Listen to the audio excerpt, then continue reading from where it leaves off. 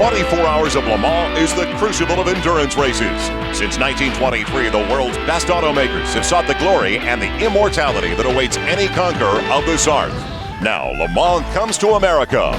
The season began with a convincing victory by the BMW team over the biggest prototype field in the history of racing at the 12 Hours of Sebring. Drivers J.J. Lehto, Jörg Müller, and Tom Christensen claimed the win in the closest finish in the race's long history. 2 weeks ago, the promise of Sebring was delivered at the famed Le Mans 24-Hour Classic. The BMWs, amid a race-long battle with Toyota, set a pace that had the competition on or over the ragged edge trying to keep up. In the late stages, Lehto threw away a near certain victory with a heart-wrenching crash. But a final puncture for the Toyotas ensured a Bavarian celebration of victory at the 24 Hours of Le Mans. Within days of the Le Mans triumph, the BMW team set sail for the Americas for today's third round of the American Le Mans Series at screamingly fast Mosport International Raceway. And yesterday in qualifying, things went pretty well. They were third and fifth fastest. But this morning came the bombshell. BMW withdrew both cars, citing unsuitable racing conditions. I wonder if that includes the fact that the in-your-face Panoz Spiders, powered by Ford V8s, have captured both slots in the front row. Now, when these cars debuted, the naysayers called them Cruella de Villes, they called them Batmobiles, front-engine dragsters. No longer. All they're calling them now is fast, bullet fast. Can this reborn front-engine technology rule the day? Well, we'll find in 2 hours here on CNBC.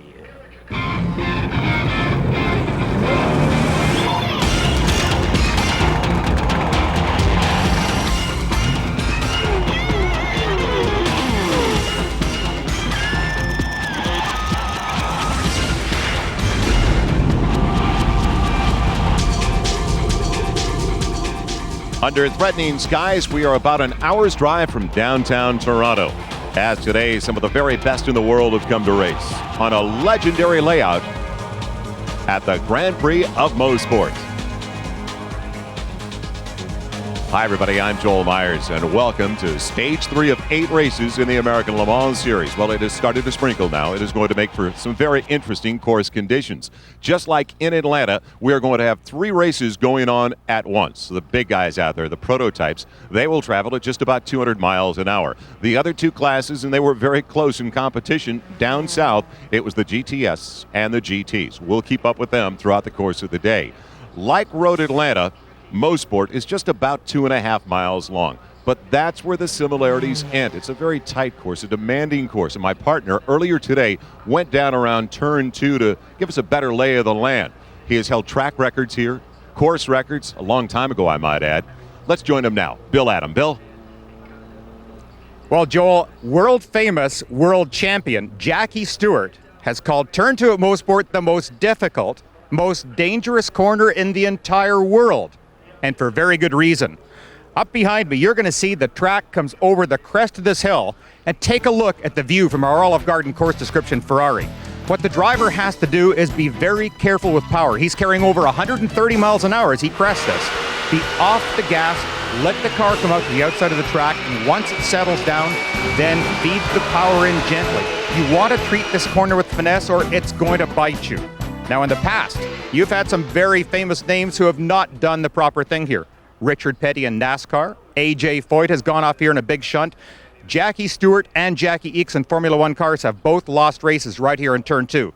The challenge today in a race this long, these drivers have to be perfect every lap with no concentration lapses. Thanks, Bill. And with the potential for some moisture, it could make for a very interesting situation. Well, the GTS division turned out to be the closest race at Road Atlanta. Got a new team this weekend. They weren't with us down south. The reputation from races in Europe precedes them. Let's find out more now with Martin Haven. Martin?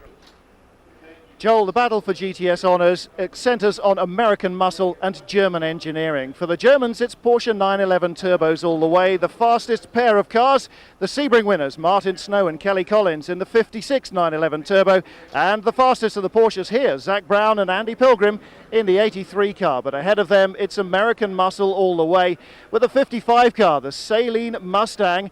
And that is driven by Ron Johnson and Terry Borchella. But guys, GTS changed this week. How did it change? change with the arrival of these cars, the factory Chrysler Vipers, the Le Mans winning cars. Now these are being brought over here, a full works entry for the rest of the season, and this is going to totally change the face of the race. Now they've got 2 of this year's Le Mans winners, 2 of last year's Le Mans winners as their driving strength in depth, in engineering and in driver lineup.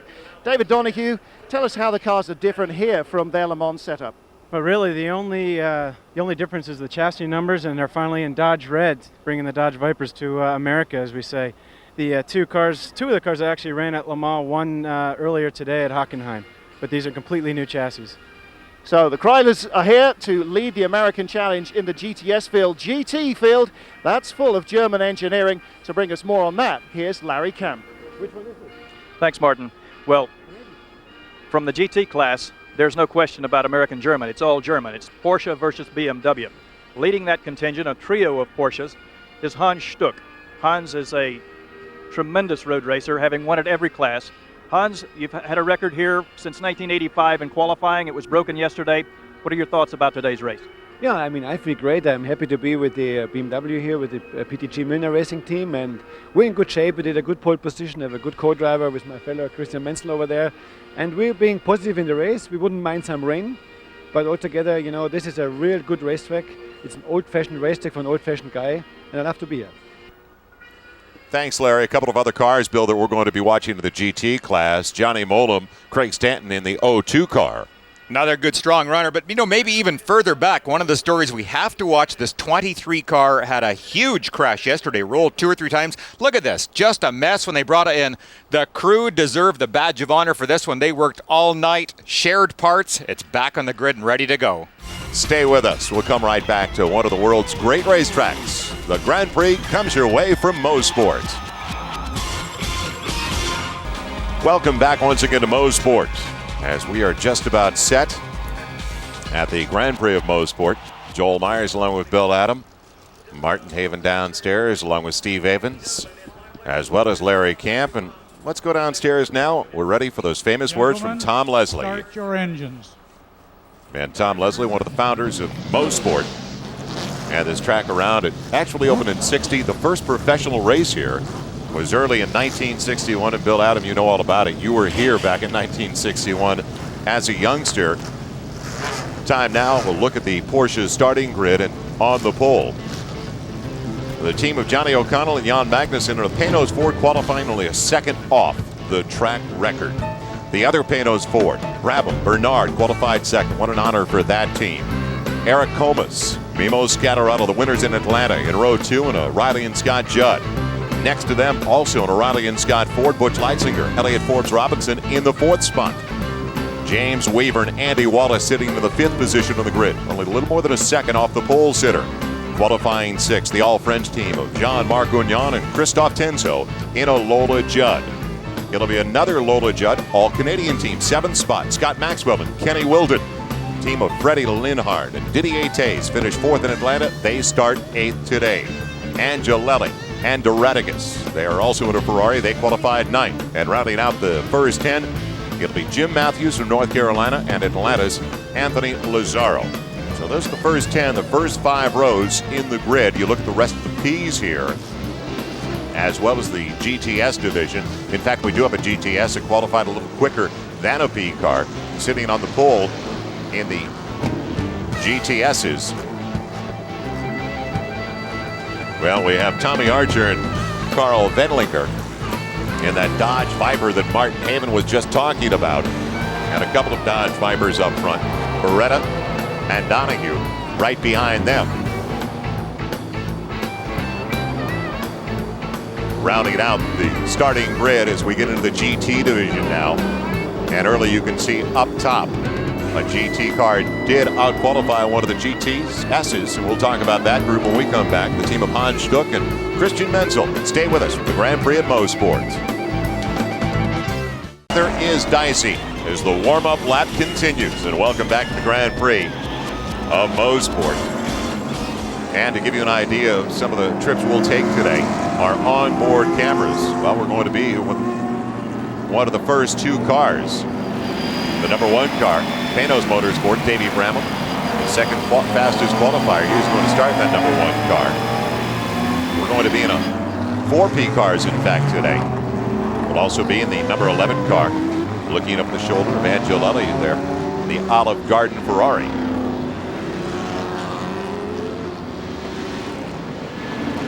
As they continue to get ready. And we are going to have the green flag momentarily.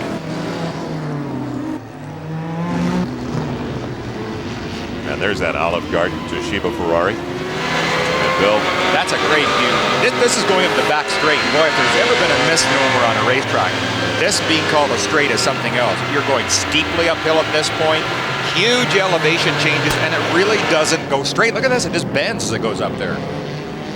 we're also going to be in the Champion Racing's Porsche 911, the number 38 car. A view I love and a view I know well.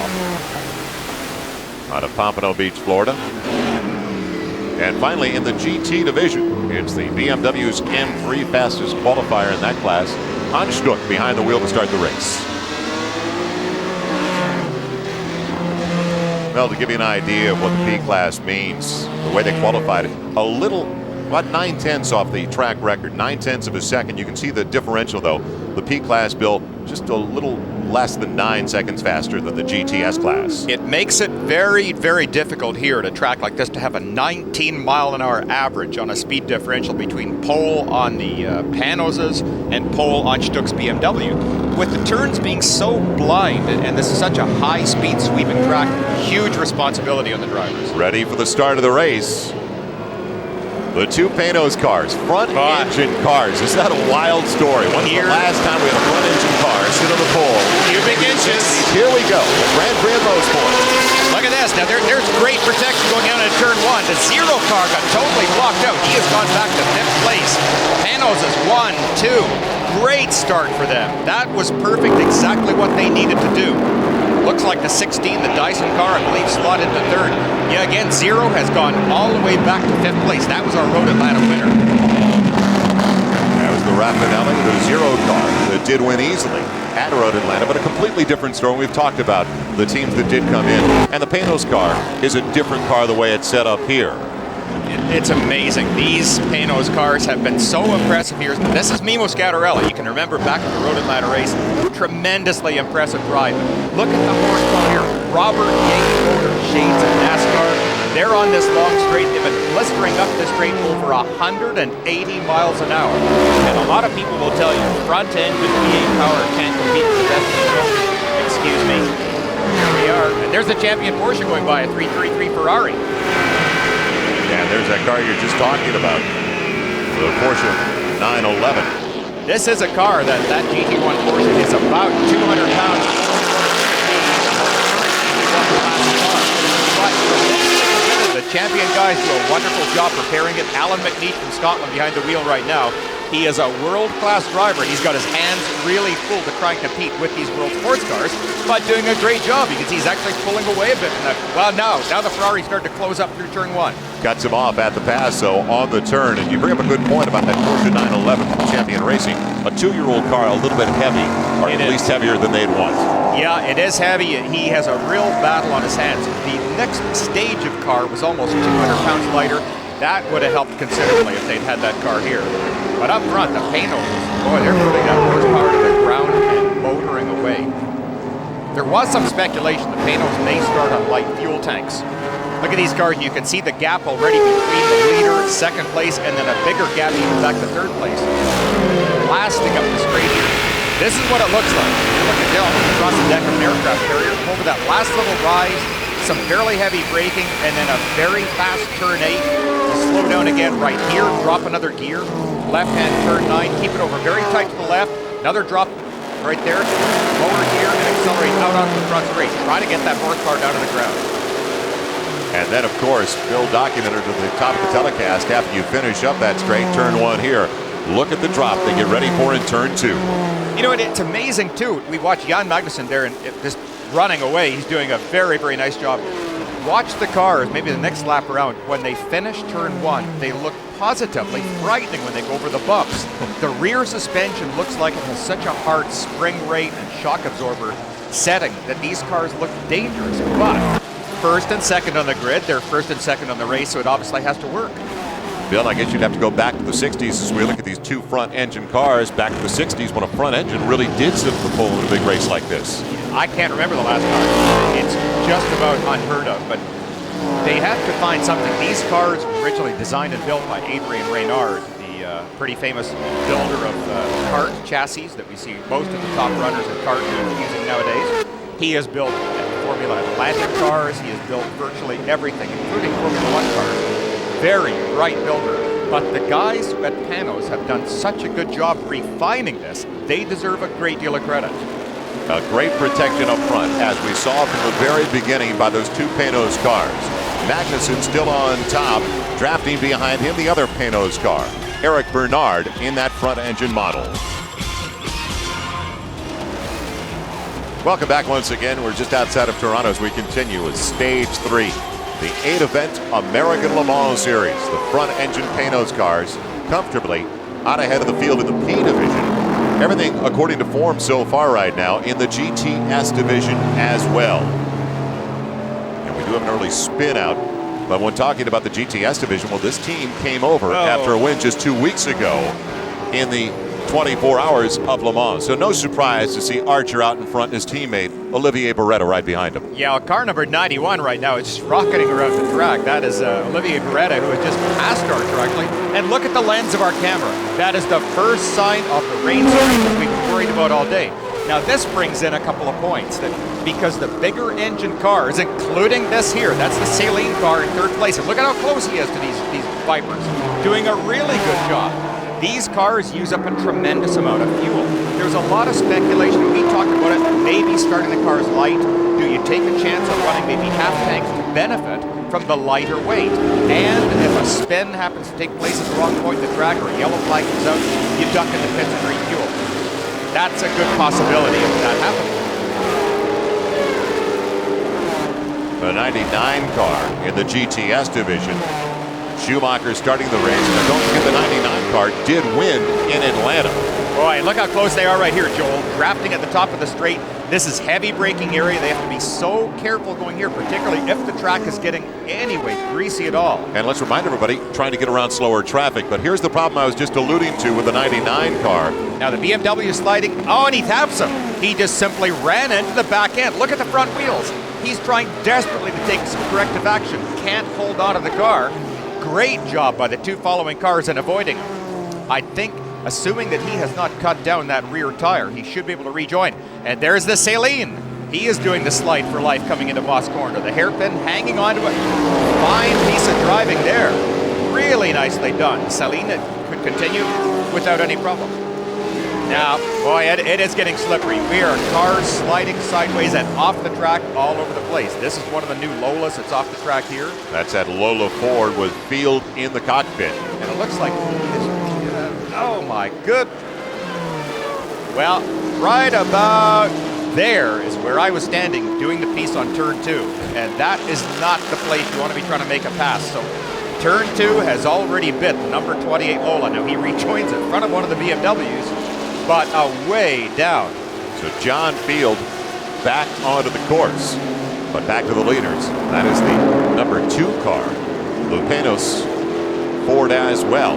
Jan Magnussen in front of Eric Bernard, his teammate in the other Panoz Ford. For a driver, this is so frustrating right here. He is blocked. The full track width was blocked there, and you just can't do a thing.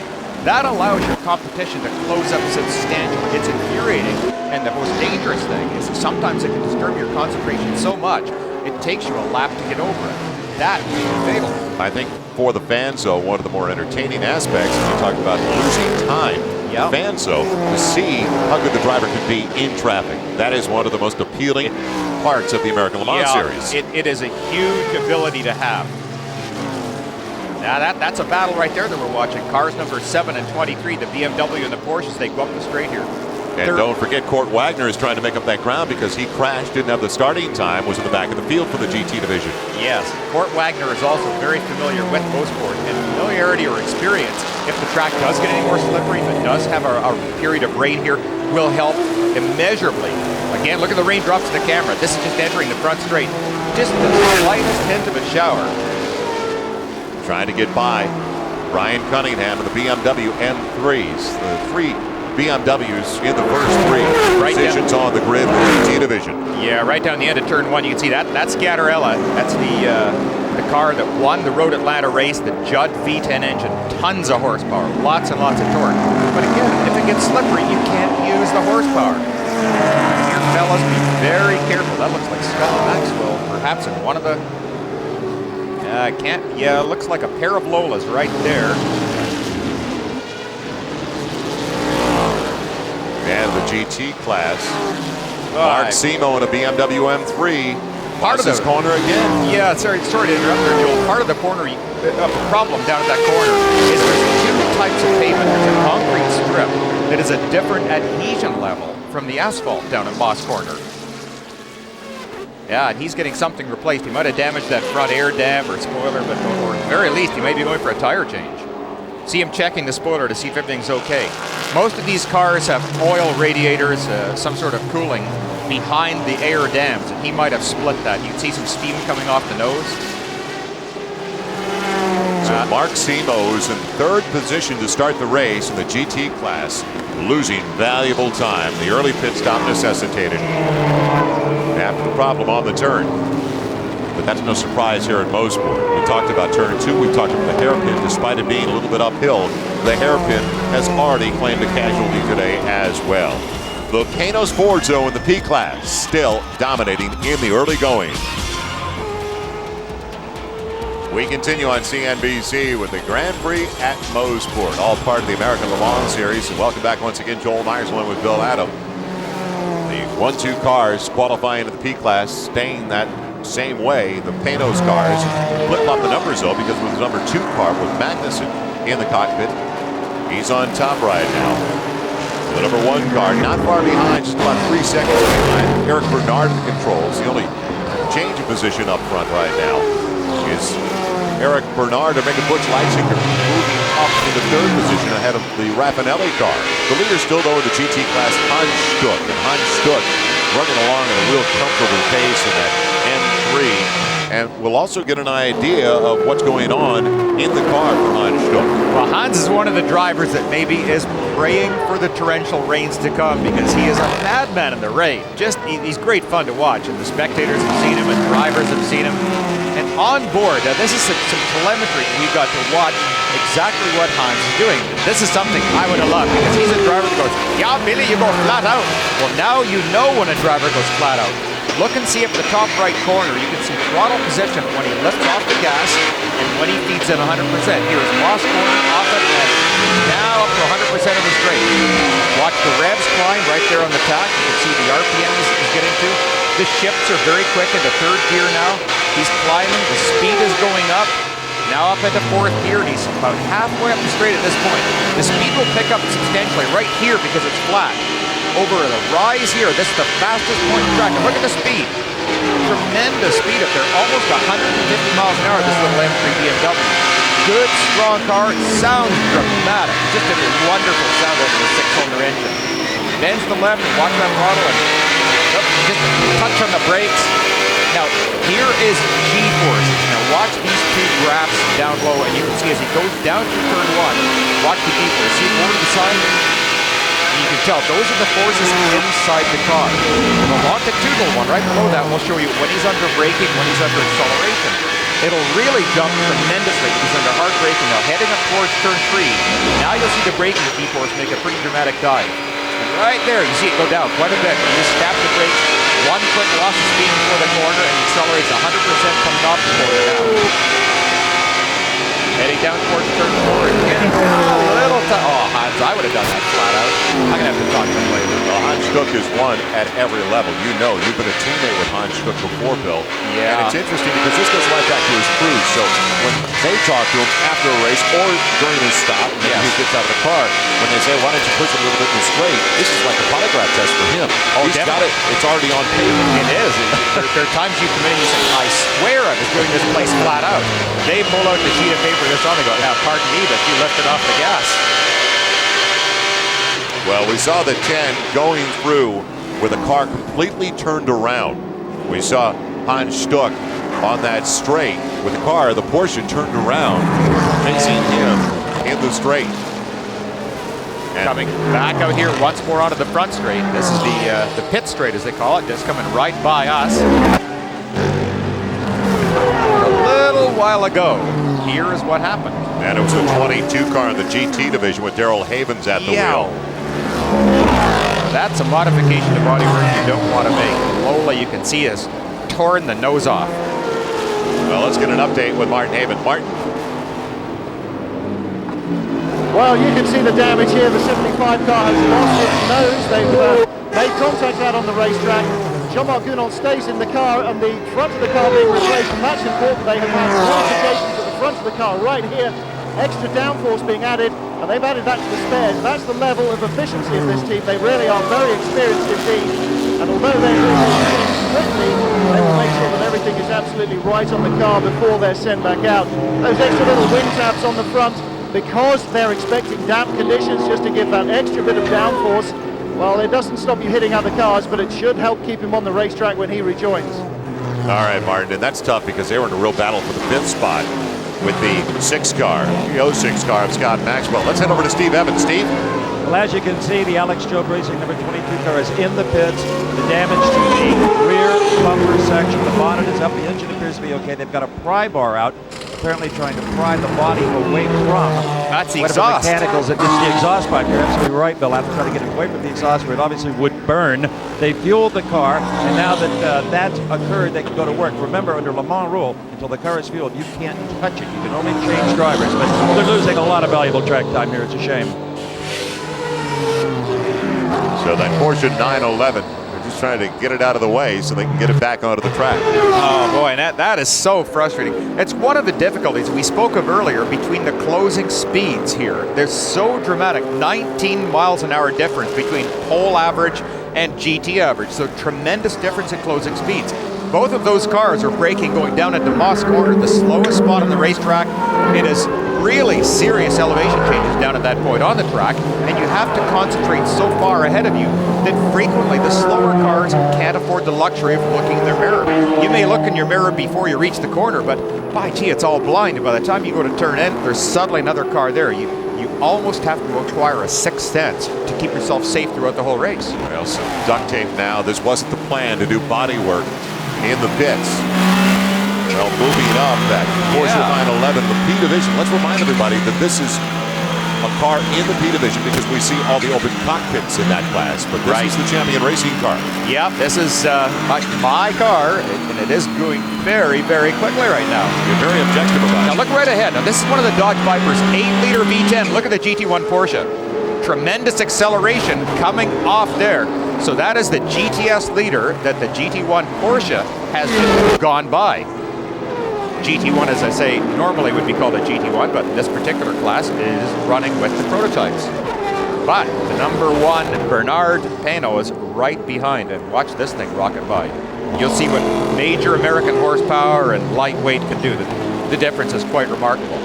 Bill, we have not talked about gas consumption for Panoz cars quite yet.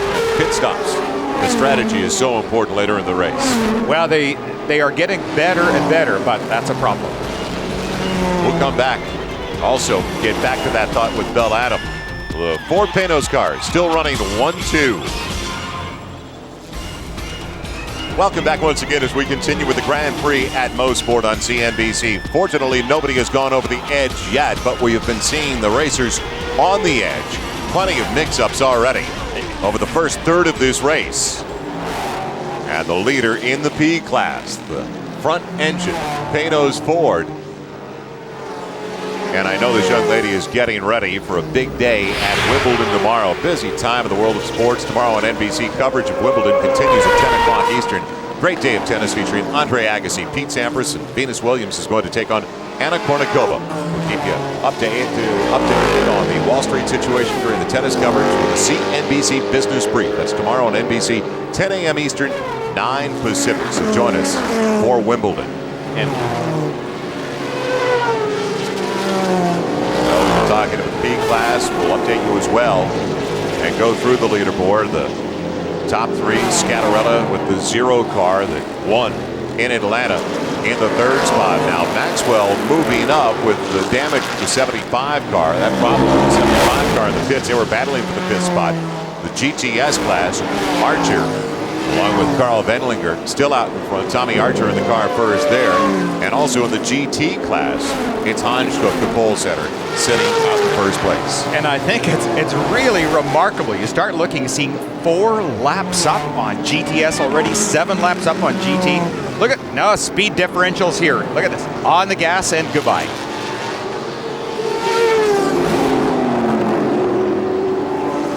Hanskook leading the field in the GT class.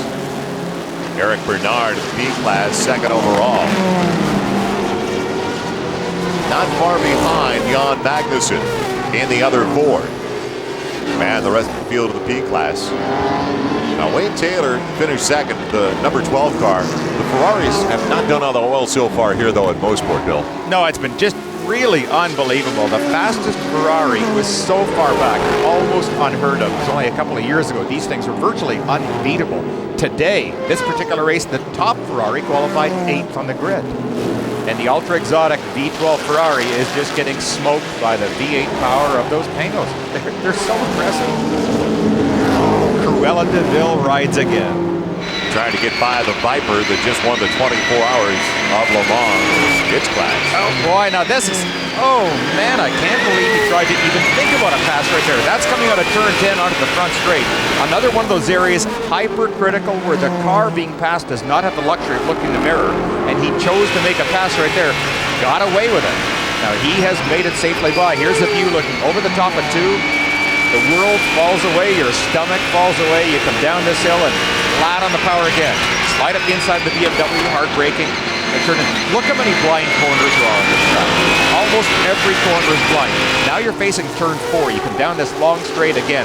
130, 140 miles an hour, briefly off the power and downhill. The elevator goes way down, hard braking at the hairpin, drop all the way down to second gear, bend it in here, and squeeze the power on. 19 seconds behind the leader, though. Eric Bernard behind his teammate Jan Magnussen, and with the exception of the top 4 class, the Magnussen car in the Panoz Ford 1 and 2 and even 3 and 4 laps ahead of everybody else. Yeah, and I think right now that the Magnussen car is really taking it pretty easy, as is Bernard. It doesn't look like they are stressing these cars at all, and in fact, it'd probably be smart for their team managers to call them and say, you guys are stretching your lead every lap, short shift the car, which means don't take it all the way to maximum RPM before you shift. Shift 500 revs low, get better fuel economy, make sure you finish the race. Try and conserve the car. And I'm glad you brought up the fuel conservation, because we talked about that at Road Atlanta. Yes. And those pit stops late can really be costly. It can be critical, and it's going to be really costly here at Mosport because the pit lane itself is so narrow. They're going to be forced to do a lower pit speed than they have ever run into before. They're going to be all the way down to 25 miles an hour in the interest of safety, and it's just necessary. They can't possibly go any quicker here. A lot of changes will be made at Mosport next year by Don Panoz and his group, but they just simply can't do it this year. Let's head down to the pits now and join Steve Evans. Steve? I tell you, it's been a trouble-plagued early on race for Team Dyson. The 16 car came in at about lap 5 for rain tires when it started to sprinkle. That's a good calculated risk. Well, it dried up. They came back into slicks. Now they're back in it possibly permanently. The bodywork is off. They did a driver change here, but I really wonder if this car is going to get back out of the pits. Well, the bonnet's going down. James Weaver is now in, replacing Andy Wallace, but they've fallen quite a few laps down. The good news is their 20 car is out there still running well. Unfortunately, as Steve mentioned, that 16 car that started in the 5th spot on the grid, not a factor any longer in the P class. We'll come right back on CNBC with the American Le Mans Series. Let's look back now on the history of Le Mans.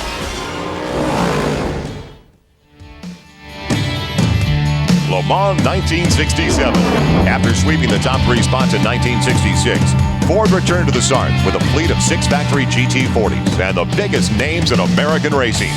A.J. Foyt, just 12 days after winning his 3rd Indy 500, was teamed with Dan Gurney. They drove a new, faster Mark IV model, like the one Mario Andretti had piloted to victory earlier that year at Sebring. Andretti was seeking the rare Sebring Le Mans Double. Foyt and Gurney quickly became the stars of the Ford-dominated show. After starting 9th, Gurney moved the red Mark IV into the lead in just 2 hours. At the first pit stop, Foyt was all smiles as he got ready for his first Le Mans appearance. Supertex did not disappoint despite only 10 laps of practice. The duo blistered the field, building a 7-lap lead at one point. That pace took its toll on the field as 40 cars, including 4 of the Fords, dropped out or crashed. Gurney and Foyt persevered, claiming the win by 4 laps over the second-place Ferrari of Ludovico Scarfiati and Mike Parks. It was the only time Gurney and Foyt ever teamed up for a win. Welcome back as we continue with the American Le Mans Series. The lead car in the pits, and Johnny O'Connell taking over. We check in with Martin Havens. Martin. I'm down in the lead car pit with a very hot-looking Jan Magnussen. Jan, how was it? It was very difficult in the beginning with the weather raining a little bit. I didn't know what to expect, so I sort of felt my way around. After I dried out, the car felt good. A lot of traffic, but so far it's going good, pretty good. So. You're running a comfortable pace. You're able to take it easy slightly in the car? Yeah, well, I'm not working too hard. Well, there you go, guys. The race leader, but look at the state of him. He needs a rest. All right, Martin. When he went into the pits, he had a 19-second lead on his teammate. And we update you on another change in the pits with the 38 champion Porsche. Let's go down to Larry Camp. Larry. Well, they've had a driver change here, obviously. Looks like a standard pit stop here with new tires. Anything strapped in. Don't see anything out of the ordinary. And looks like they've got everything just about ready here. All right, Larry. Ralph Kellener's taking over at the controls for Alan McNish, and we watched that car earlier here on CNBC, and it was really going along smoothly. Yeah, I couldn't tell exactly if they did anything strange or not, but it looked like nothing at all was done. All the fellas doing a totally normal stop. Here is what I was talking about. Look at the narrow nature of this particular pit lane. They have to crawl out here 25 miles an hour maximum. If they exceed it, a stop and go penalty right away. Car number 1, he's coming in the pits. Now this was our leader because the number 2 car, the Magnussen car, had pitted, but so now we get 2 leaders in a row coming in. Eric Bernard had started the race. We'll see if they make a change as well. God, and is this painfully slow? This may be the toughest job for the drivers all day to obey this speed limit down the pit lane. After running 180 miles an hour, it is so difficult to come down to speed and hold it. 25 miles an hour, let's remind everybody, down pit row. A little bit of damage down there, too. Martin, what's the latest? Well, the latest, guys, is that the 2 car has had a trouble-free run. The 1 car has not. Down on the left front corner here, you can see the signs of just how tight it is in traffic. Eric Bernard, the Frenchman, unable to avoid the tail end of somebody. And look there, guys, you've lost one of the little tabs, the aerodynamic tabs that run around the headlight cluster. So right-hand corners are not going to be quite so easy for this front-engine monster anymore. All right, Martin, and we saw that car go around a turn where it was squeezed a little bit off the course. Yeah, it's possible that just the vibration of hitting the curb, because these cars are sprung so severely. You can see even the headlights still working. That's pretty impressive. So it didn't break the light at all. It has cracked the bodywork, which is probably carbon fiber up at that point. The pieces are very brittle. They can break away and get out of the way, and obviously with no damage. And now you're looking at Davey Brabham, who's taken over, and he's from a very famous racing family. Boy. Jack Brabham, multi-time world champion. Jeff Brabham, we used to watch him at IMSA all the time with the Nissan, and just a great, great family for racing. And the new leader, the winner at Road Atlanta, the Yokohama, the 0 car. Mimo Scatarella did start in that car in that judge. Yeah, he is still in it right now. You can see the yellow helmet. That's him coming out of the front straight. Probably the greatest sounding car on the track, this V10 engine, which is a derivative of the Judd Formula 1 motor. They took that 3-liter engine, enlarged it, and up to a 4-liter size. Tremendous horsepower, and maybe even better, the sound. Oh, does this thing wail up through the woods here? Beautiful car, looking very smoothly. A Riley and Scott chassis, much like what Team Dyson run. But they've done a lot of their own modifications, and you can even see visibly the body has been changed in a number of areas, and as well, they've tried to basically custom build their own cars. They don't have a full customer car, one that's the same as everybody else. They want something superior. Part of the reason they went to the V10 engine also, they thought that was going to be a much better project. You know, that's a huge gamble for these people to do. To try and take a Formula One engine that is not here GTS as well. Sorry to interrupt right there, but that is the Viper that has run so smoothly today. The number 92 Viper just continues to just rock right on. Big 8-liter V10. This is the car and the driver that just 2 weeks ago, Tommy Archer started the race. Carl Wendlinger will take over. That won of the 24 hours of Le Mans. In fact, not only won this year, but won last year as well. Yeah, and Tommy Archer is somebody that he knows his way around this track at Mosport. He's a guy that I've driven with in the past 1 year at the Daytona 24, and I respect him so much. He's excellent. Let's head down and check into the GT class with Larry Camp.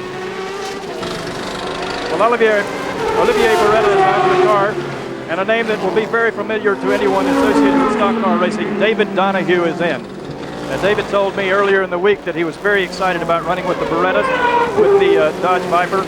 This is some wonderful experience for him. He's had some wonderful success. And looks like he's about ready to go out, and he's got it fired, and he's back out the track. So make that the GTS class, the other Dodge Viper, David Donohue, who's had so much success in that car. Great young driver from a great family as well.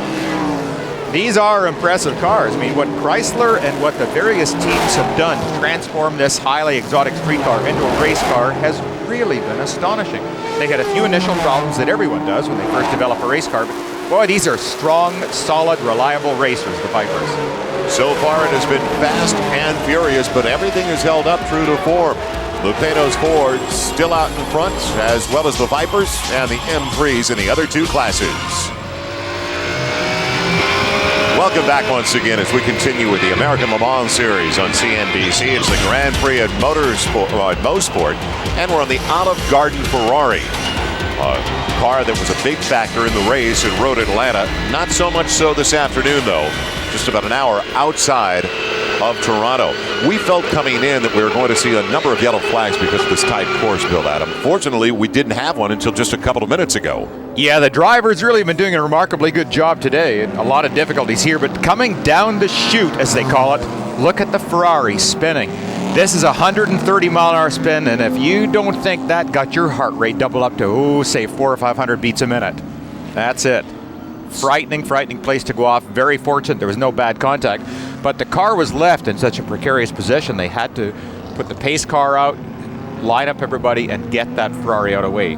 So believe it or not, our first full course yellow. We are just about ready for the green flag. Before we do so, let's go down and join Martin Havens in the pits with his very special guest. Martin? Joel, I'm down here in the pits with Bill Auble. And Bill, you were with us in the booth at Atlanta. You hoped to have a really big break here with the factory BMWs, but here you are in civvies in the middle of the race. You must be very disappointed. Yeah, I mean, I was in the best car that I've ever been in my life, the BMW LMR, which won Le Mans. Everybody came here. They were suspect of the circuit. They got here. BMW thought that the standards of the circuit had not been brought up to a certain level, and they're just protecting us and everything about this place, about us. They're trying to protect their drivers, and I guess you have to commend them for that. And I came to race, and man, I'm disappointed.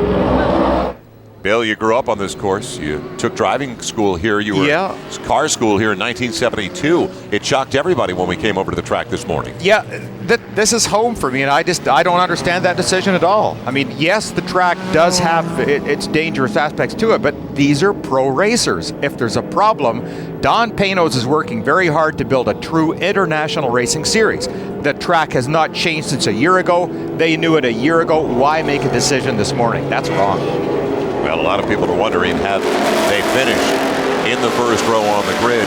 Would they have pulled out? Here we get the green flag on racing underway once again. And this is going to be a real interesting comparison of technology here, because up in front, the zero car, remember, the V10 Judd. The car right behind, the Robert Yates, in brackets, NASCAR engined, front engine Panoz.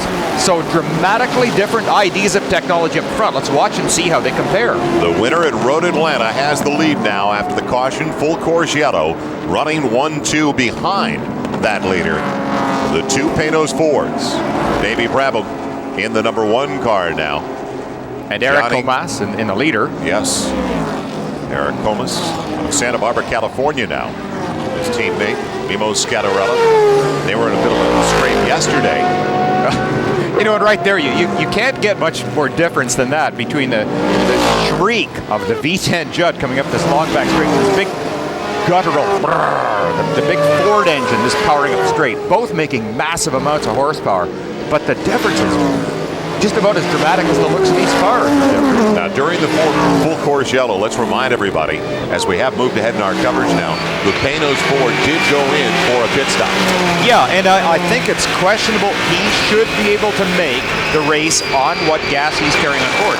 The Michelin tires are proving to be just perfect today for these conditions. They're getting great, long-lasting wear, and as I watch the lap times throughout the course of these shifts, the tires don't appear to be going off at all on any of the Michelin-shod cars, so that's a sizable advantage for them. Now that you can see that they're both equal cars here, they're going around long, fast corners. It's going to come down to horsepower, except I believe the Judd engine car will require one more stop. Well, right now, this is the best we have seen the Riley and Scott Judd looking so far in this race. In the GT class, the BMW M3s started out very well, but a penalty and an unfortunate pit stop for Hans Stuck, and all of a sudden, the car that started last in that class with Cort, Wagner, and Dirk Müller has taken over the lead, the Porsche. And that's a fairy tale story. This was the car that rolled 2 or 3 times. They don't even know how many times. The roof, when you look really closely, it does have bashes along the side. It's even got a little Band-Aid just for a laugh. The guys put on there. They worked so hard to get this car back in the race, and all of their work has been rewarded by this car leading by over a lap. So tremendous, great respect is deserved by the whole crew, not just the driver. That Porsche 911, number 23, with the lead in the GT class. Let's head down to the pits and check in with Steve Evans. Steve? Well, this is the man responsible for the miracle of the 23 car. I looked at it yesterday afternoon, Alex Strobe, and I thought maybe he was headed for the dumpster. But you guys pulled it off. You started in the back. Dirk Müller drove his tail off. What's the strategy now? Do you dare stop again? Sorry, I couldn't hear you. Do you dare stop again? Can you go the distance of the 2 stops you've made? Yeah, we started at the back, and Dirk started the race. He came up through the field very quickly.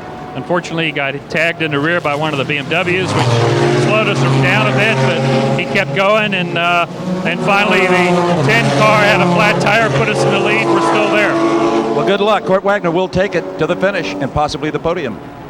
All right, Steve. Well, we'll see if they have enough fuel to make it to the finish. You know, isn't it amazing that just when you ask the question, that's when all the cars go by to create all the noise? It looks like they should have enough finish. This has been a very well-managed team, and Alex Job has acquired a very justified reputation. He's working really hard right here to try and get by this number 76 Porsche, though. So after the bump early by the BMW, the Porsche 911 with Wagner and Müller effectively in front in the GT class.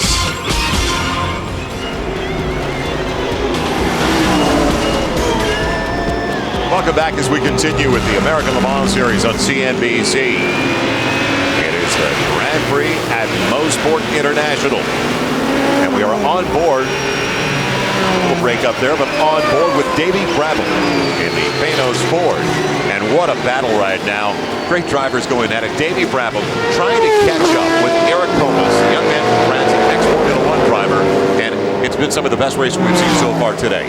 It is tremendous racing going on. We got a tremendous battle between 2 dramatically different types of vehicles. The rear engine Riley and Scott car up ahead.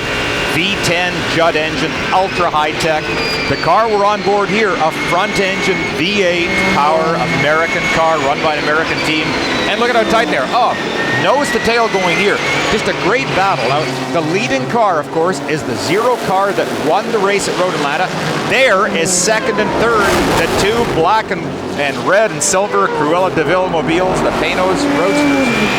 And Johnny O'Connell in the number 2 car, who started on the pole today, right behind his teammate Davey Brabham. So those 2 chasing in this little cat and mouse game, and you can see see some of the other results in the GTS class as well, but it's a phenomenal battle, and you saw the splits where it only got up to a little more than 2 seconds over the last 5-6 laps. That's right. Right now, there's a little bit of a gap between them, but I think that the Panoz cars are both playing a very smart game at this point. They're tending to drive hard, but not overly hard, hopeful of perhaps finishing this race on the fuel they have on board. I think the lead car, the zero car, will have to make one more stop. I don't think there's any possibility of that going on to the end of the race without. So maybe what they're doing right now is kind of holding a formation, not stretching the car, not using up the tires. This car, the zero car, has got to force the pace. They have to try and build up some sort of gap to hope that maybe they can get a yellow flag stop, not lose time to the Panoz team. As you just saw the GTS division in the upper left-hand corner of your screen, the Vipers doing quite well. The team that won it, the 24 Hours of Le Mans, Archer, as well as Beretta. In those two cars, those two started. Ben Linger is taken over along with David Donohue. There's the 91 car. The 91 car leading in the GTS class, and David Donohue aboard. They have run like the proverbial trains. Very, very strong performance. You can see they have a full lap lead over number 55. That's the Celine Mustang. So you got American Power running first, second, and third in GTS. Porsche's in fourth. And a wiper on there for a moment. So we're getting every once in a while almost a trace of a shower. Not enough for an equipment change though yet, Bill? No, not even close. And in fact, what might have happened, and it's something I've done in the past too, sometimes when you have a wiper hooked up, you accidentally bump the switch. And then you get so busy, particularly on a circuit. There you go. The wiper has stopped. He was able to take a moment, find where the switch was, and turn the darn thing off because it gets in your way. Well, they have made a driver change now in the 91 car. Beretta is in there. Let's go down to Larry Camp. Larry? We have David Donohue here. They just had a planned driver's change, I believe, with both drivers coming out of the Vipers. David, this was a planned move? Yeah, it's kind of routine for Viper Team Orica. And when we run in Europe in the FIA race, we get the driver changes down very quick. So it's nice to get a fresh driver in. That way you don't get into a rut. The driver never gets tired. And we don't lose anything in the pits anyway because we're refueling and putting new tires on. So we can do a driver change quicker than that. The Dodge Viper's running great right now and without a problem as in the efficiency of the Team Orica. It's just kind of the usual story. And he's driving for a Frenchman. He's been drinking French water since he's been out of the car. Back to you, Joel. All right, Larry. The Viper running along smoothly, just like it's done over the last couple of years in France and all over Europe. So they lead as expected in the GTS class and the GT division. Well, the 23 car that turned a couple of times yesterday during practice and qualifying out in front. And that's one of the real developments today with Cort Wagner behind the wheel. Yeah, this is everybody's dream come true. And you can see the little flap of fiberglass just messing around there a little bit in the back. It really doesn't affect the car at all. It's not an aerodynamic imbalance in the car, and it's a reminder of a BMW that decided to use him for a braking marker. So Hans Stuck in the 10 car that started on the pole, now running second in the GT division. Behind the car you're looking at, the 23 Porsche 911. They have done such a good job on this car. That can be so discouraging when a major accident happens. And in fact, now we're on board. This is Hans Stuck's car, and you can see there's a fair bit of moisture off the top. Now, think he is in second place right now. This Christian Menzel is driving it. He is in second place, and we could see the lead car, the 23 Porsche, when we left, it was all the way around in the back straight. So a sizable lead for Porsche right now. And they have to be very cautious. With this very light rain, it's not going to affect anything currently. All of the racing slicks will be well up to temperature, and in fact, the temperatures usually are around 200 degrees for the slicks. So for water to get onto these tires, it burns it off as fast as it touches the rubber. If the rain got any heavier, then it has a chance to cool down the tires as well as build up on the track. That's when the danger becomes very apparent. So it's tightened up in the GT class. Stuck had the early lead. Now Cort Wagner in the 23 Porsche has taken over. Well, let's take a look back now as we'll return to the Grand Prix at Mosport. Look back on some of the developments from just about a month and a half ago at Road Atlanta.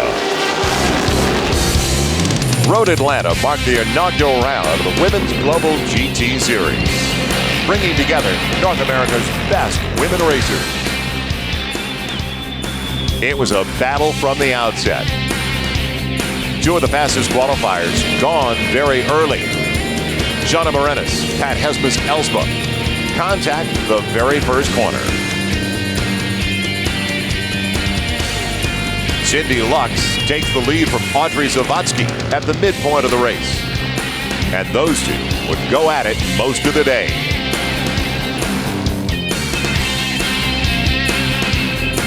Sarah Sensky in hot pursuit finds the limit.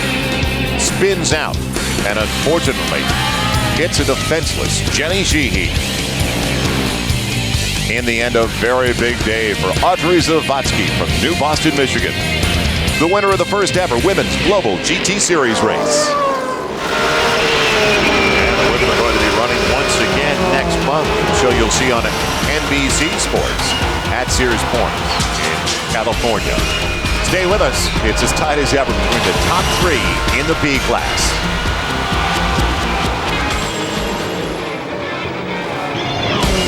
We continue on CNBC with the American Le Mans Series. Only a second and a half to the most separating the top two cars in the prototype class. And Eric Comas, a young man from France, ex-Formula One driver, still out in front ever so slightly, and the battle is so tight, especially when they get to the turns between Eric Comas and the number one car, Davy Brabham. Yeah, this battle has closed right up again. For a while, there was about a 3 or 4 second gap between the lead car and the two Panoses. But suddenly, Davy Brabham has just picked up the pace, and you can see he is closing very quickly on the number 0. The Yokohama car into this turn, the car following, of course, on Michelin, so we have a tire battle.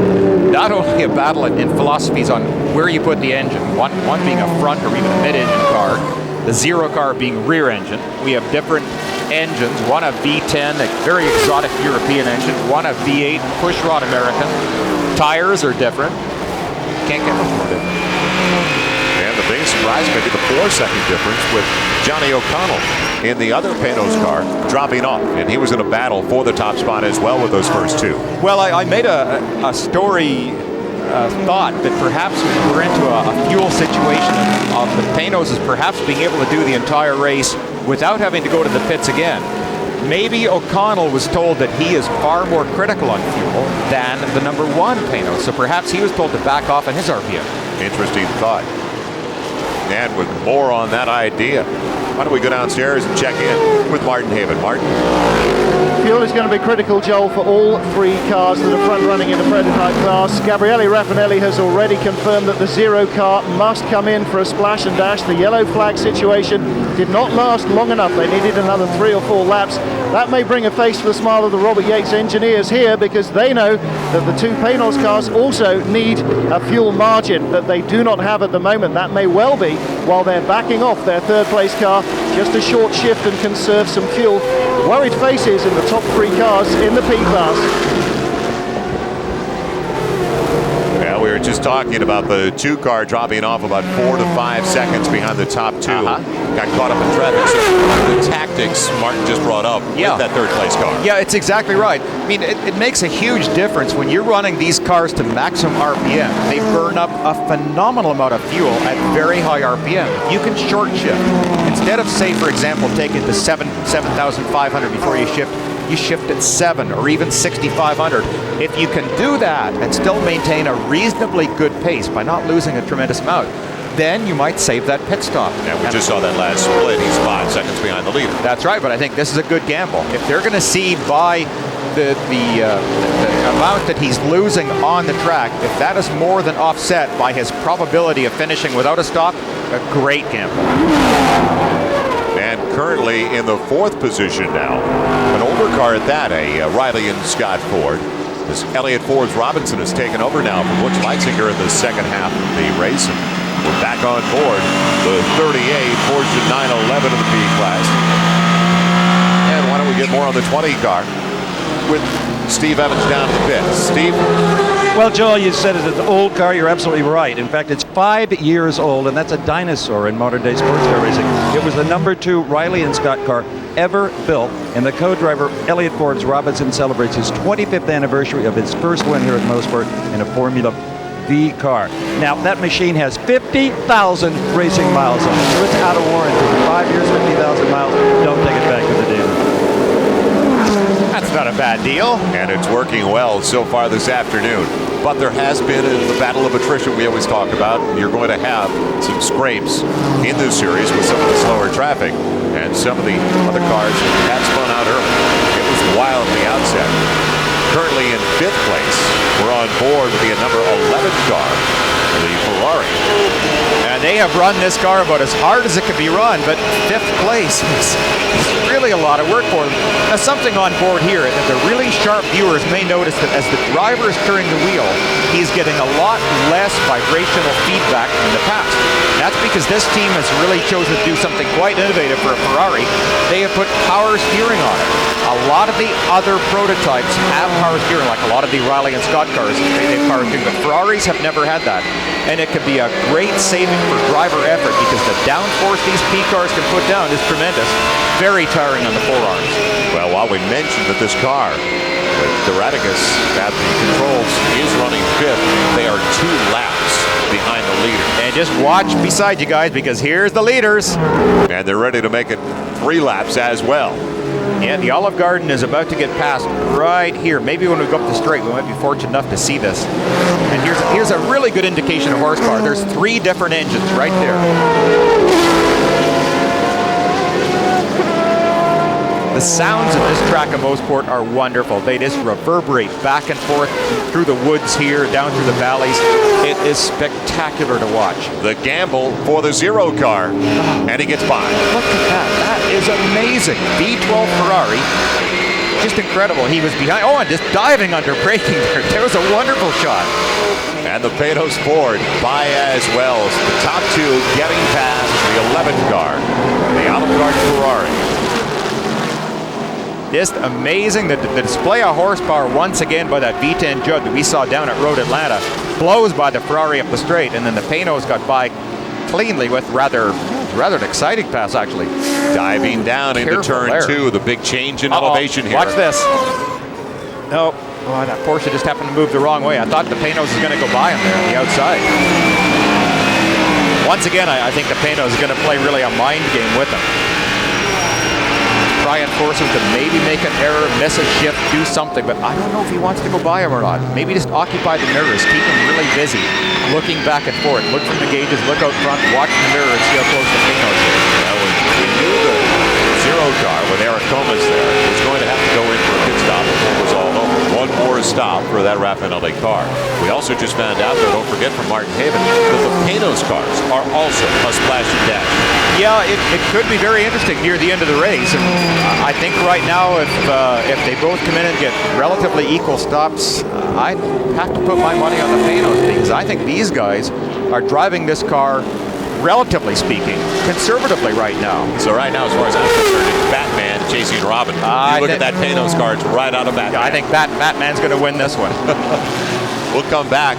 Will the Joker be involved as well? Right now, it's as tight as it's been the entire afternoon. Less than a second separating the 0 car. The Raffinelli car and Davey Brabham in the Panoz Ford. Johnny O'Connell in the other Panoz car.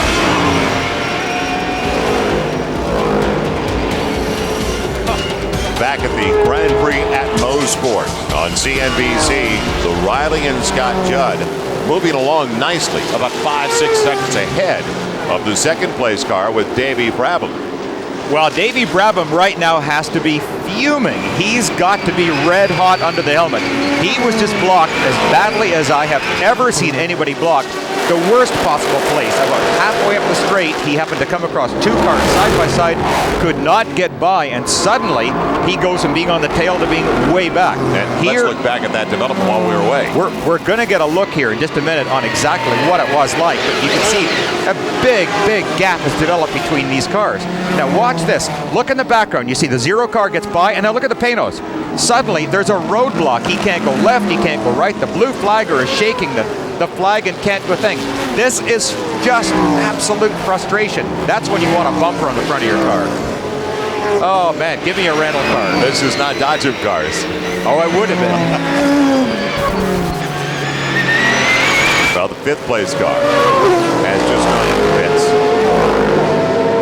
And that was the number 11 car, the Olive Garden Ferrari we were on board with just before we broke away. Driver change for that car as well. Radicus had been in there. He had taken over. Now Angelelli is back in. Yep, getting all the switches back into the right-hand position. That's quite good, actually. You got the right hand is going under the left, going over the left. You're trying to cinch up the seatbelts now. 25-mile-an-hour speed limit, and you will be penalized a good 15-20 seconds if you go over the speed limit. Oh, and they should. I mean, this is the right thing to do, because on a pit lane this tight, sometimes the crew are so busy trying to put tires away and what all, they become very vulnerable. So the number one thing is the safety of crew as well as drivers. They have to keep everybody as slow as possible. Frustrating for the drivers, but they've got to do it. A lot of signs of battle out there on these cars. And there, once again, that number one Panoz has closed right up on the back of the zero Raffinelli car one more time. He's made up that 5-second gap very quickly, Bill. Oh, no, he's off. Losing it. Can he control it? Yes. He's going to tear up that front split or something awful, but he saved it. A great save going down turn 4. What a frightening place to go off. No, this is a remarkable thing. The front splitter, that big plate that sticks out in front of the car, is very important for giving tremendous front downforce. You can see now he scooped up a little bit of grass into the air intake. I don't know if that's going to hurt the car or not. I'm not sure what that air intake is for, and maybe one of our pit reporters will go and find out. I would expect they're going to call him into the pits to get that cleaned out just for safety. Here's a look, and look at this. The BMW, unfortunately, a little bit wide. He just got the two right wheels onto the grass, and then it was the slide for life down the outside. Terrifying. 130 miles. Look at how close he is. Oh, my Lord. He was inches away from the guardrail. He was just a heartbeat away from that thing and did a wonderful job keeping control. He's got John Deere sponsorship right there, and he didn't want it. He's got the sod in front, and that is not exactly the line he was trying to take. I think he called the driver that BMW a sod. My, gee, that had to be frightening. So a break for the team that won in Atlanta, and with an update, Martin Haven. Martin. Well, this could be the turn of the race. Is it this stop that will be forced on the Panoz that will make them win the race or lose the race? Because now they get their splash and dash in, not the way they would have wanted it. Now the crew are clearing out the grass from the front. They've got fuel. They will go out on the same tires. That may be the decision that wins them the race. Yeah, no, I don't think that's going to hurt them, Martin. I would expect that an air intake that low is not going to be critical for any of the water radiators. Now, here's an onboard look. You talk about frightening. All right, you're coming out of turn 3, a long right-hander. You're under full throttle acceleration right now. 110, 120, 130. Get set up to pass these cars. Get over and look out, folks. He's closing up on me. And look at the speed. At this point, you're praying, you're hoping. Grass flying over top. Oh, my heavens. There's no blade on that car, but he was cutting grass just the same. And now, the zero car well out in front. Eric Comas at the controls. Well, a pretty dramatic turn of events. He has got it looks like a couple of second lead right now over the other Panoz. But, gee, things can happen so quickly in racing. People have always wondered, can you bet on motor racing? Simply no. You don't know what's going to happen. At any given point, you can just have something like that happen. You're out of the race. We have just received word. We'll confirm this in just a moment. Don't want to speculate, but there may be a penalty in the pit area for the number 1 car. Well, I wonder if it was for one of those guys working on the car while it was being refueled. They have very critical regulations here that you can only do certain things at pit stops. You can't do 2 or 3 things at once. Now, he went by. He's probably going to get advisement from the tower stand right up to the top of your picture. No, he didn't. He made a liar of me.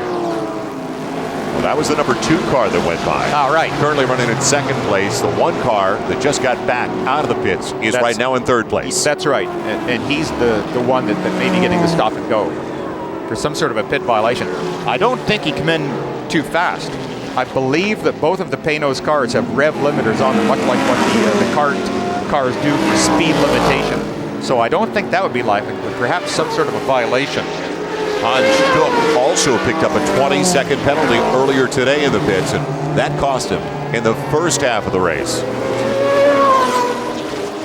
Back onto the straight one more time. A little bit of looseness there. Now I wonder here if the number 1 car, if the number 2 car, I should say, has been given the word, go ahead and close up on the zero, pressure them. There is the one car. Now let's see if anything is shown.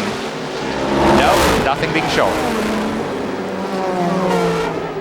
So he is continuing on around the race. Now, we've been given the official word right now. He has been told he does not have to stop. Should he make one more pit stop, then he will be held in the pits for that 20-second penalty. If he does not stop, then he will get 20 seconds added to his overall race time, which is, I think, a remarkably good way to do it. But if he wants to win the race, he's got to beat the second place car by 20 seconds. Yes, that's correct. So let's remind everybody, if the number one car finishes out on top, he's got to have that win by a margin of 20 seconds or more. Yeah. We will come right back to the Grand Prix at Mosport.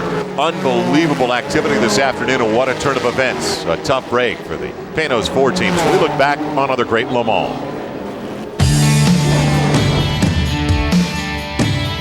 Le Mans 1970. After a decade of frustration chasing endurance racing's holy grail, Porsche launched the 70s with great determination. With the weapon of choice, the fastest Porsche ever built, the 917. This time in a special long-tail version, designed just for the nearly 4-mile-long Mulsanne Straights. Straight line speed, that's all they cared about because of Le Mans, because the main straight was nearly 4 miles long. Although I raced at Le Mans 18 times, the fastest that I ever went there was in practice, in training, in the 917, where I went 240 miles an hour.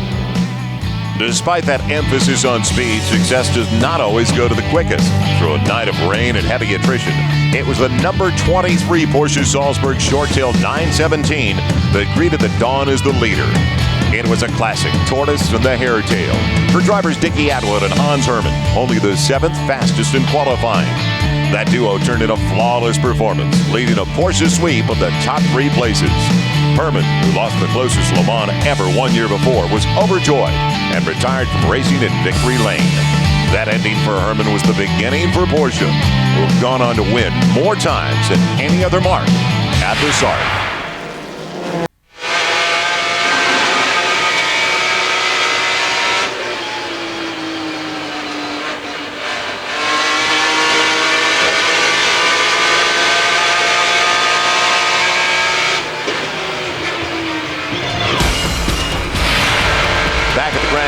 Mosport. Round number 4 of the American Le Mans Series is going to be coming up on NBC at Sears Point Raceway in Northern California. It'll be July 25th. It'll all be starting at 4 o'clock Eastern. We're just on board with Hans Stuck. Hans Stuck not on the same lap, unfortunately, for the pole sitter. And trying to lap him once again. Yeah. That Porsche 911, the number 23 car with Cort Wagner in there. Yeah, that's right. That's really amazing that Stuck, of course, early in the race did have that M3 in the lead. Great sounding little car, but right behind, trying to put him one more lap down, is that Porsche again. I mean, geez, what a great job they've done. You really can't say enough about that kind of a job. They do so much work to try and rebuild a car like this after a wreck. It's almost unthinkable. You have to get your balances perfect. Everything has to be done upright. You're disassembling so many different components on the car that it greatly increases your chances of making a mistake. For them to do this is great. Oh, with more on that Porsche, let's go down to Steve Evans. Steve? Well, guys, I'm keeping my head down here because there is more than a rivalry or even feud between Porsche and BMW. It's an all-out war that might turn into a shooting war if we're not careful. Apparently, the leading driver, Cort Wagner, is radioing back to the Alex Job pit that he feels the number 6 BMW is intentionally holding him up every chance it gets so that the 10 BMW can make up some ground. I don't know. You got a better look at it than I do, but that's what they think is going on. Well, right now, it's hard to tell, Steve, because they're having a really good battle on the track. It's very, very close, and currently, Wagner may get a shot going up the straight right here. Let's see how it takes place under braking at the very top. Cars are almost identical under acceleration, under top speed. Braking, BMW wins one more time. So no, Wagner went in very deep there. Now back on board Stuckey. He, of course, is about halfway up the straight at this point. Now we're going to take a look at the telemetry and just see what's happening. Look at the RPM. Oh, and as you see, one of the P cars just blow by. Once again, almost 150 miles an hour, drops down to 4th gear for a fast turn 8. You see him come down one more gear up here. There we go, third here. Get back over to the left, get set up for that final turn onto the front straight, and there is Hans Stuck.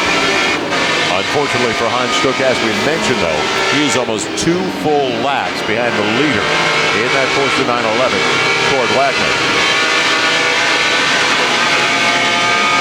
We come right back to the Grand Prix at Mosport. Incredible battles going on right now, especially in the B class.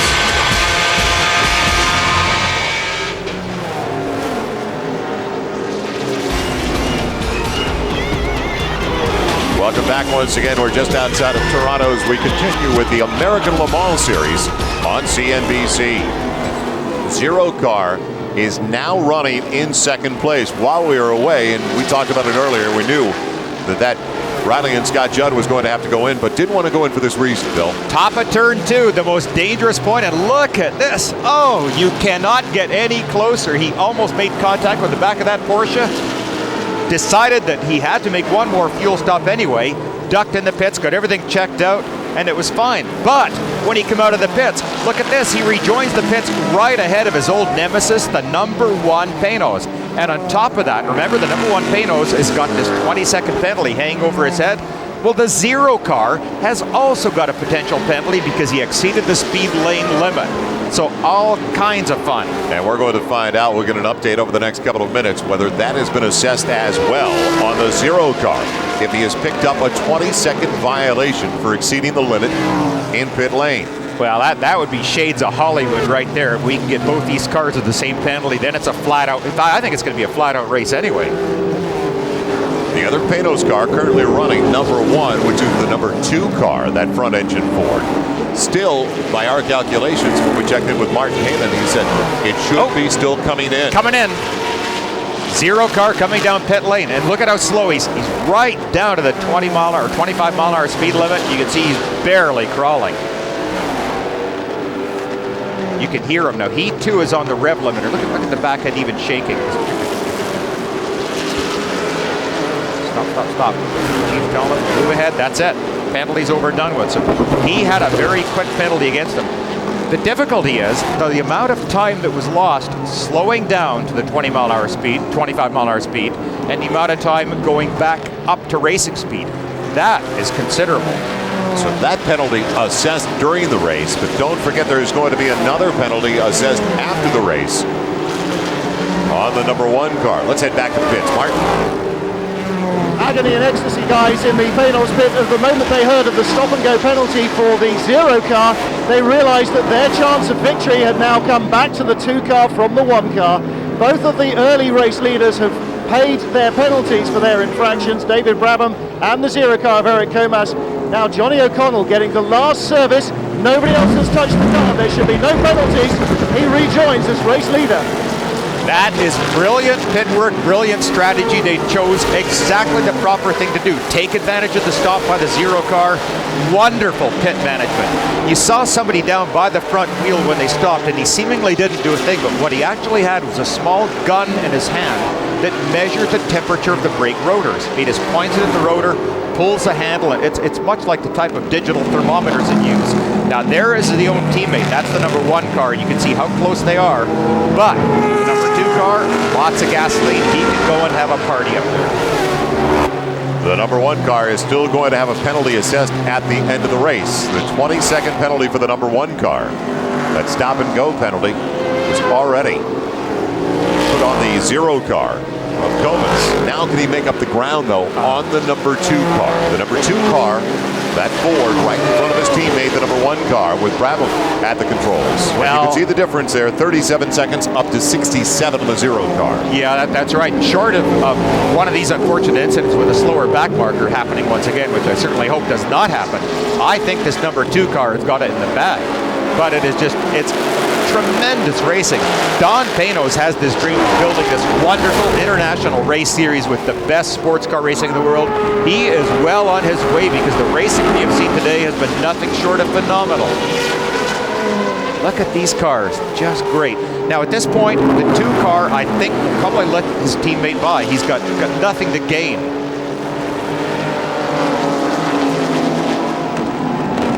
just cleanly around the track. This is beautiful right here. That the 2 car is going to try and do everything as smoothly as possible. He knows that he has got this race in the bag.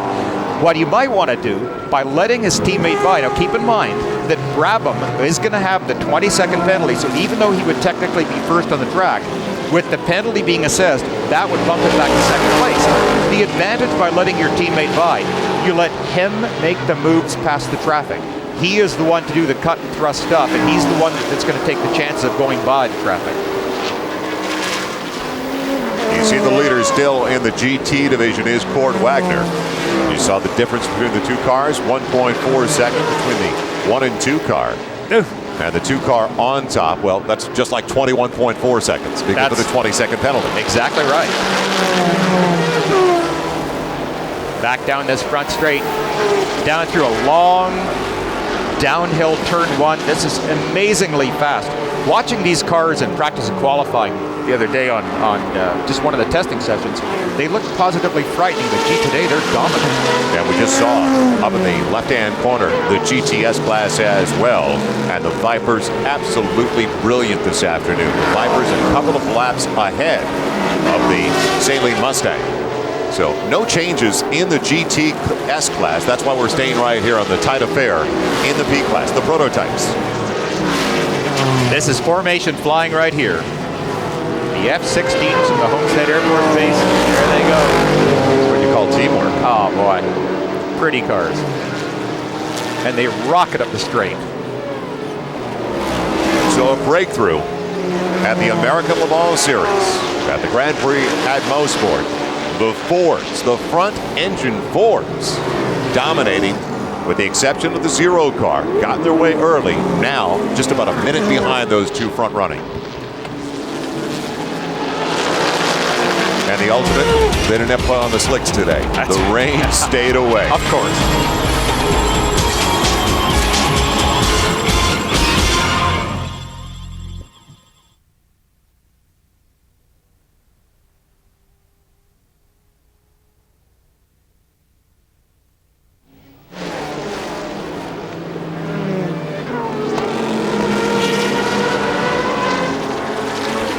What do we got left in the race? About 5-6 minutes or more? Okay. Okay. You know what's the best graphic if we can do it when we come back, Jim? The best graphic we can give them is that top 3 in the separation second-wise.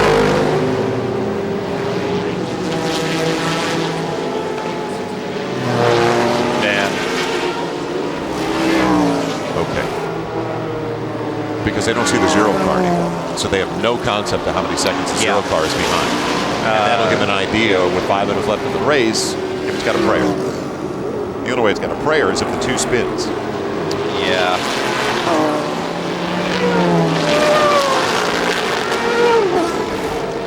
Oh, I'm going to get on it right there. Right, the difference.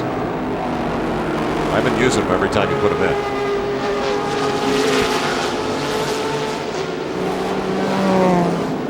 Believe it. 1, 2. It is. Okay.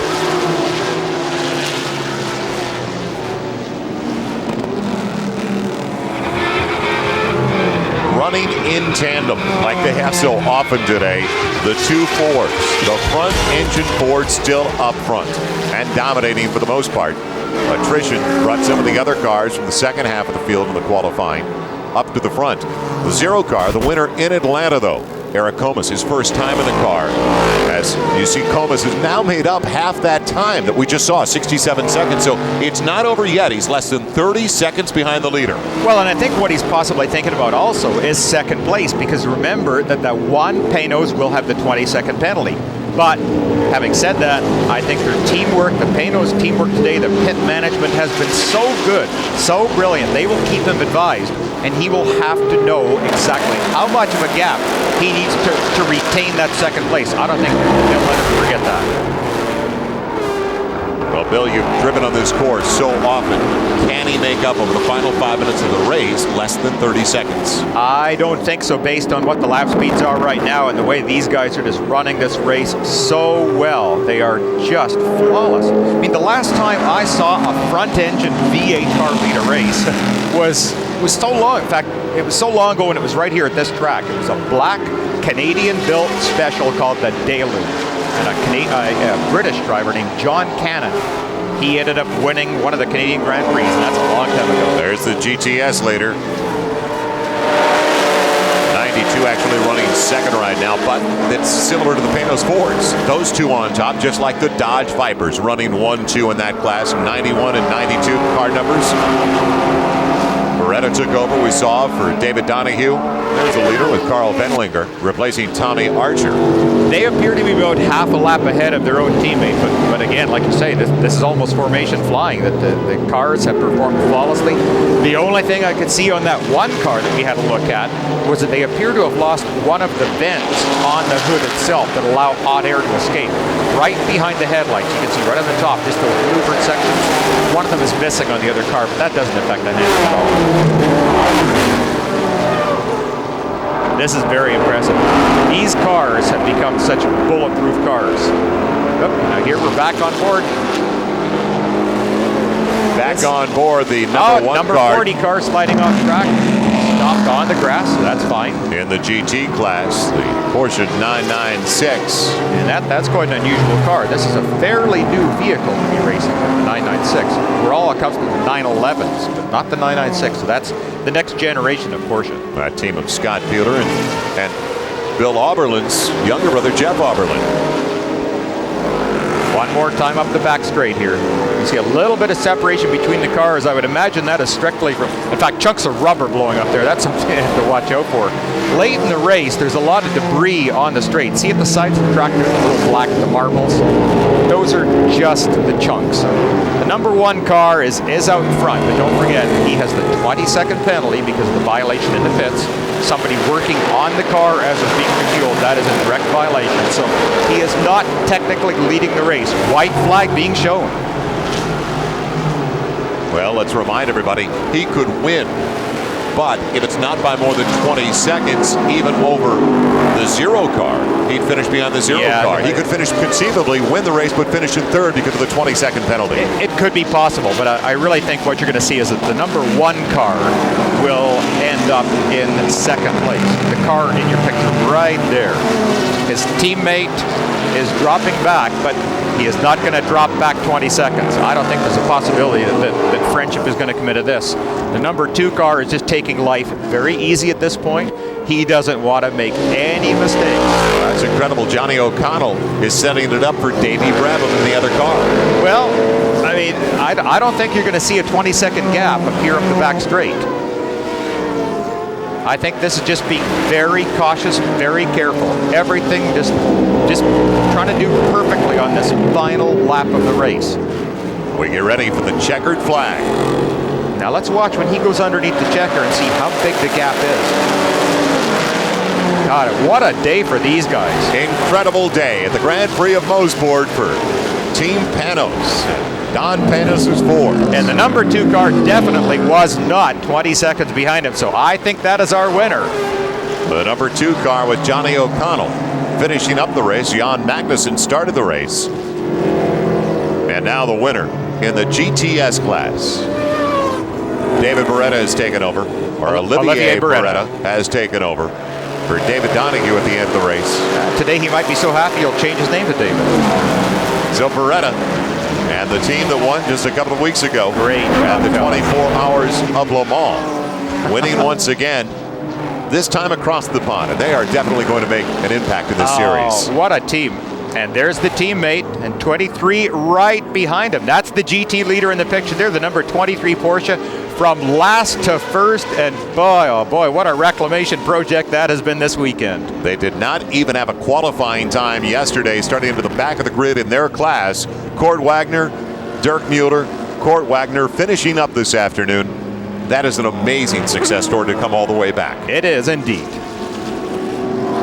So the Porsche 911 taking the checkered flag in the GT division.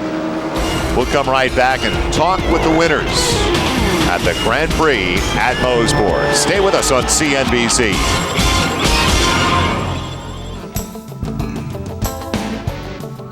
After the penalty, 20 seconds was assessed. The team of Bernard and Brabham in the Panoz Ford, dropped after they finished across the finish line first, dropped to second place, but their teammates taking the overall championship. Johnny O'Connell finishing up, Jan Magnussen going the first half of the race. Welcome back to the Grand Prix at Mosport.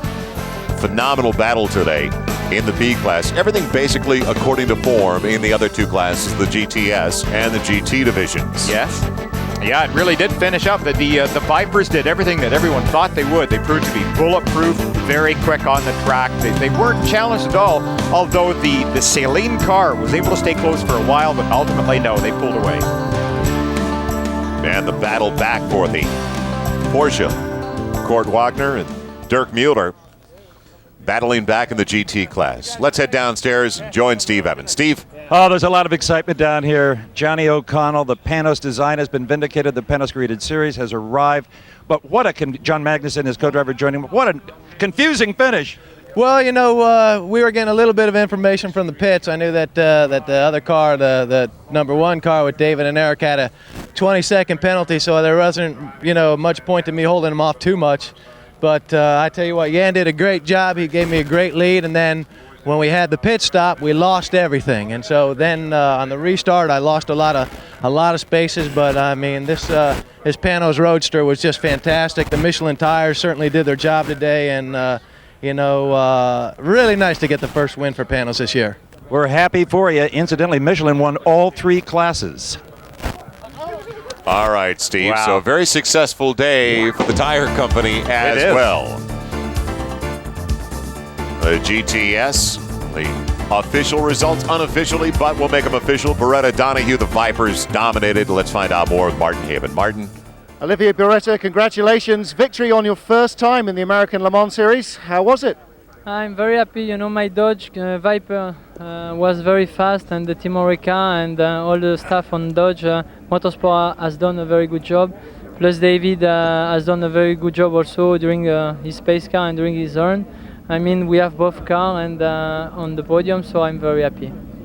Very happy indeed. First and second for the Dodge Vipers first time out. Guys, I told you at the top of the show, GTS has changed.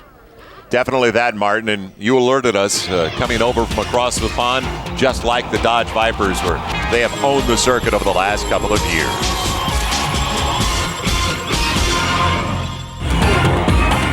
The American Le Mans Series Grand Prix of Mosport is brought to you by Porsche Cars, who wishes to remind you there is no substitute. And by Olive Garden. When you're here, you are family.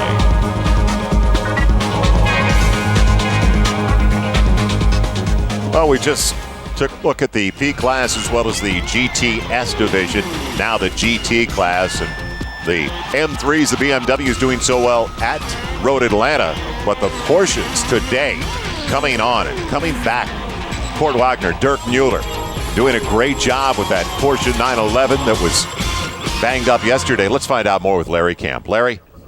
Cort, you said this morning you had something for them. You took a car from dead last to first. How does it feel to win the GT class? You know, after yesterday's, the crew just busted all night long. I mean, it was a 12-hour day for them. They took the car that I ended up flipping yesterday a few times back in turn 5, and this is the last place we thought we'd really be. We thought maybe we had a shot at the podium, but to win it over is fantastic. I mean, I can't tell you how happy I am. The crew, Alex Job Racing crew, did a stupendous job. I have to really thank them immensely. They stayed up all night getting the car straight, and you know, Michelin tires were phenomenal. My co-driver Dirk Müller just a hard charge of the first half of the race, and it's been a great race, period. Alex Job, I can't thank you enough, and the McKenna Motor Group of California. Thanks, guys.